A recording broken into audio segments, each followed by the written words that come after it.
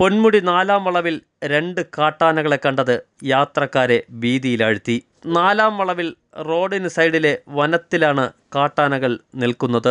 കാട്ടാന റോഡിലേക്കിറങ്ങി വരാതിരിക്കുന്നതിനുള്ള നടപടികളുമായി വനം വകുപ്പ് ഉദ്യോഗസ്ഥർ സ്ഥലത്ത് ക്യാമ്പ് ചെയ്യുന്നുണ്ട്. കാട്ടാന റോഡിലേക്കിറങ്ങി വരാതിരിക്കുവാനുള്ള നടപടിയും വനം വകുപ്പ് സ്വീകരിച്ചു.